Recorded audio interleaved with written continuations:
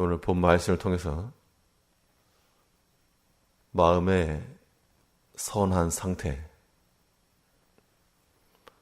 마음의 선한 상태라는 제목으로 하나님의 말씀을 증거하겠습니다. 가끔 정전이 발생하게 되면 집 안에 있는 모든 전원이 다 차단됩니다. 그런 정전이 발생했을 때 가장 곤혹스러운 것 가운데 하나는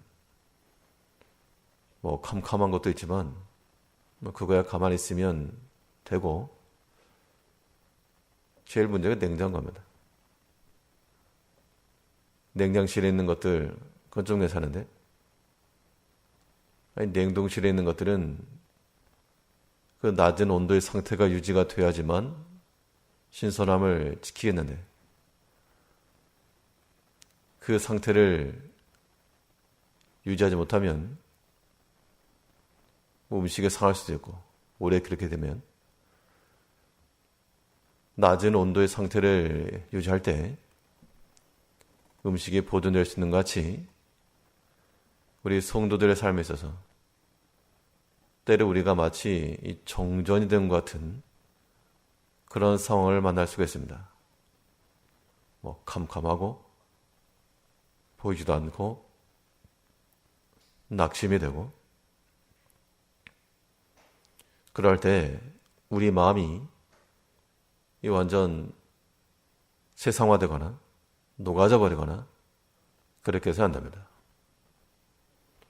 우리 성도의 마음이라 함은 언제나 선한 상태로, 선한 상태는 하나님의 마음을 닮아가는 겁니다.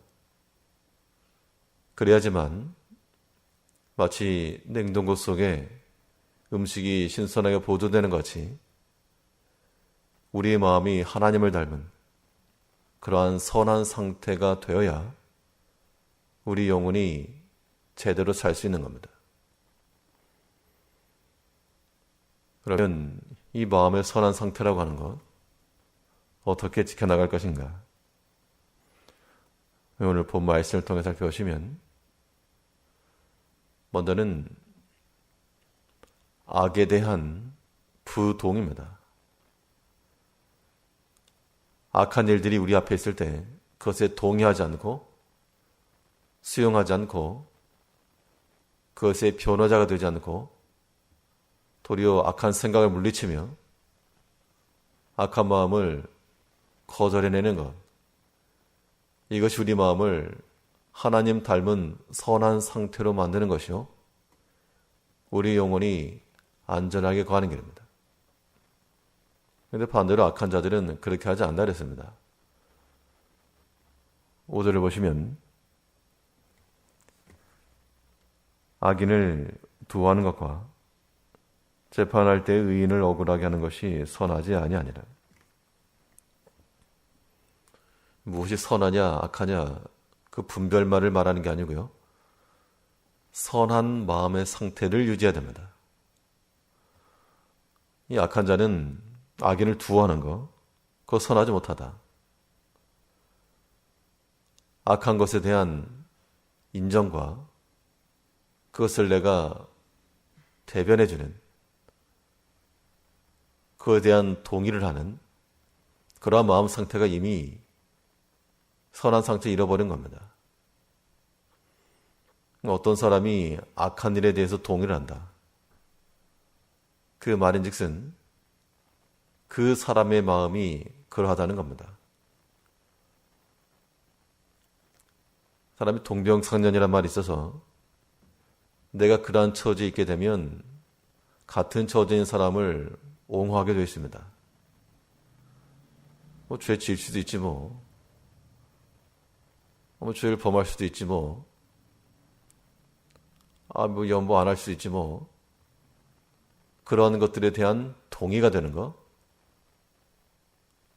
이해력이 많아서가 아니고 마음의 상태가 이미 깨진 겁니다. 하나님 앞에 합당한 그 선한 상태가 마치 정전이 발생해서 하나님께로부터 오는 그 마음이 끊어져 버렸기 때문에 마음이 다 녹아져 버리고 세속화되고 악이 넘쳐나는 겁니다.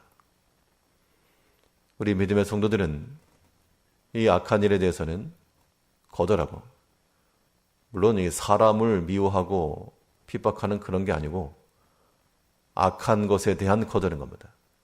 사람은 불쌍히 여기고요. 그것이 하나님 앞에서의 선한 우리 마음의 상태인 줄 알고 오늘 하루 가운데도 악한 생각이 일어날 때, 죄악된 마음이 일어날 때 그것을 받아들이지 말고 거절하고 변호하지 말고 그 편에 서려 하지 말고 우리 마음이 하나님께 합당한 그런 선한 상태가 되어야 됩니다. 또 우리 마음이 세속화되지 않고 이 바른 마음이 되려면 이 공정하게 적용을 시켜야 됩니다.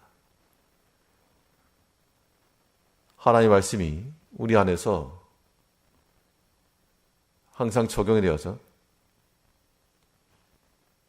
이 일로 인해서 하나님의 속상함이 있거나 내가 분명 이렇게 말해 주었는데 왜 그렇게 하지 않느냐, 하나님을 억울하게 하는 자가 되어서 안 된다는 겁니다.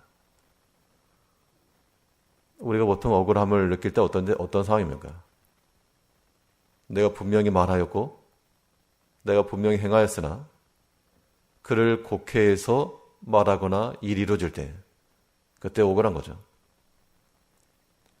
이 억울하게 행하는 것도 악한 자의 상태라 그랬습니다. 그리고 5절 다시 보시면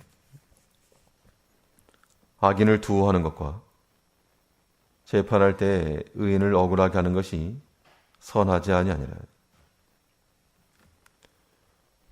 억울하게 하는 것도 선하지 않고 억울함을 느끼는 것도 선한 것이 될 수가 없습니다.